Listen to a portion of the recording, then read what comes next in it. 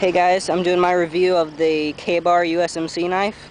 This is the traditional version with the leather sheath and handle.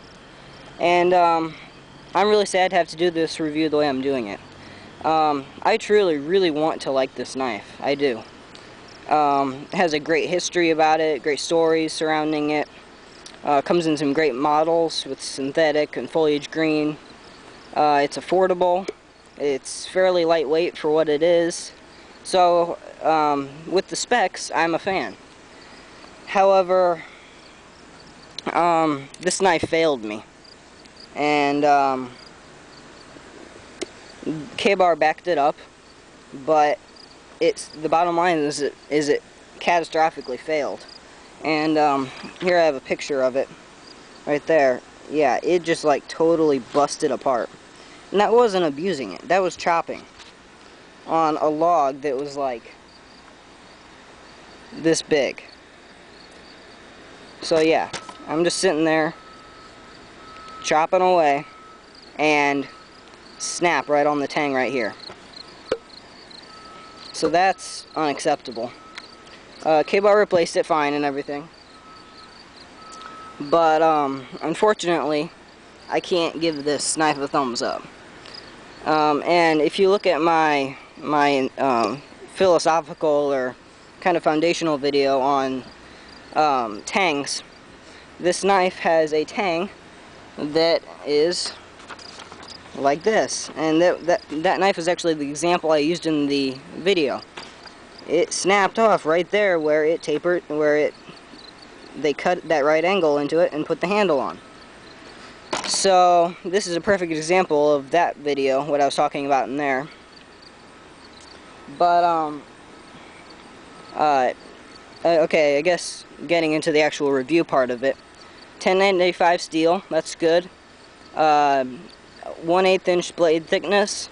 I prefer 3/16, but it kept the weight down, so for day hiking and that type of thing, that was good. I'm not a fan of the leather or the leather sheath, however they had synthetic versions, so that's good.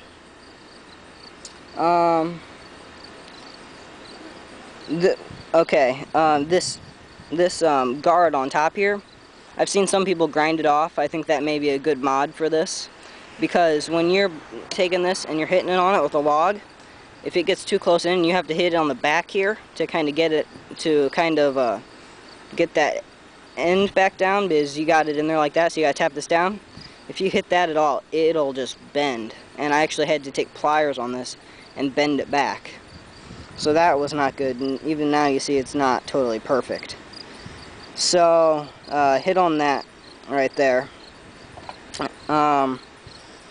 There's no lanyard position on here, which is not good. As you can see in my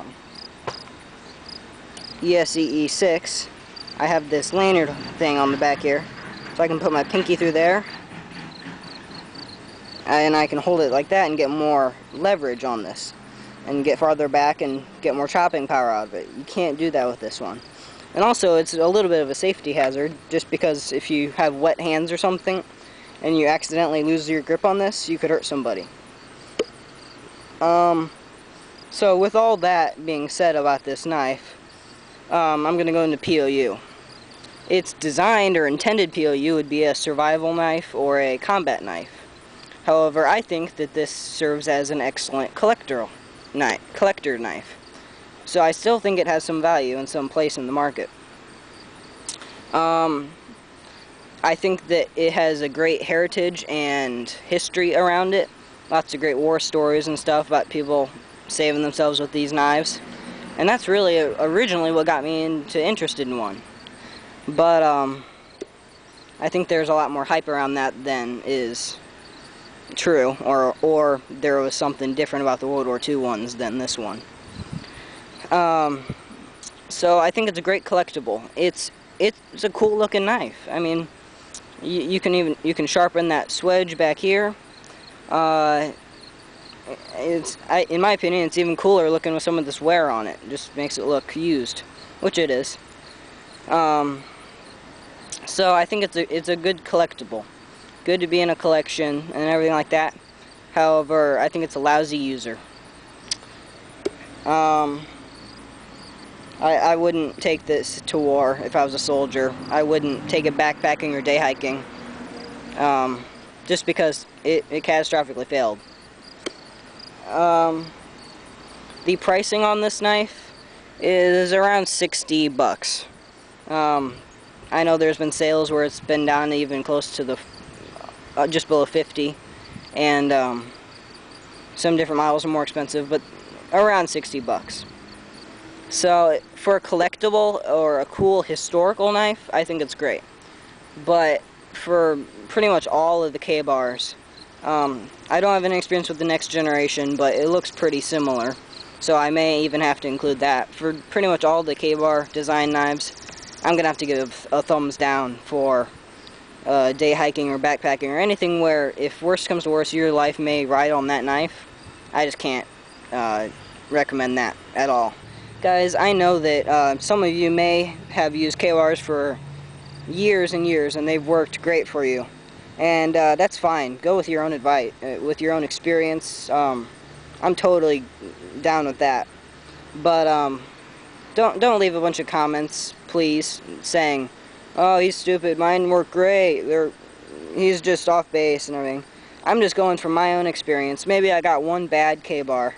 However, this one, yeah, I know that one was bad. The cap's coming a little loose on this one, and so it's getting a little bit of wobble in it anyway now. So that kind of confirms my analysis of this. Okay guys, I'm going to dovetail in a cutting test at the end of this video. I'm going to get 30 good hits into this log and see how far I went through. And by the way guys, this is not an abuse of the knife. If it can't do this, it's not worthy to be called a survival knife, because your survival knife should be able to, if you have to, do all the tasks that you need to do. So this could just be a limb that you have to get through to cut up for firewood. So this is perfectly reasonable. Okay, 30 good hits.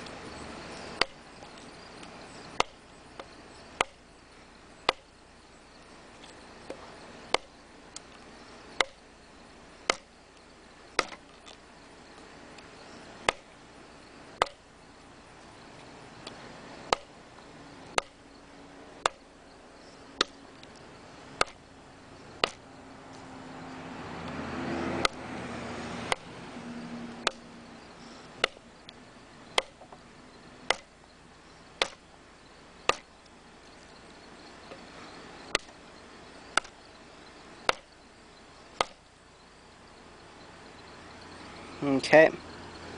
That one did okay. It's not a powerhouse chopper. It doesn't weigh that much.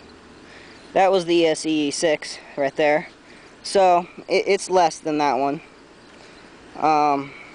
And the other thing is that it didn't feel solid in the hand. I felt like if I really cracked that thing on there, I may be able to break it again. So that's not very good. So as a day pack survival knife that you may have to depend your life on this, I do not recommend the K-bar. So, see you guys.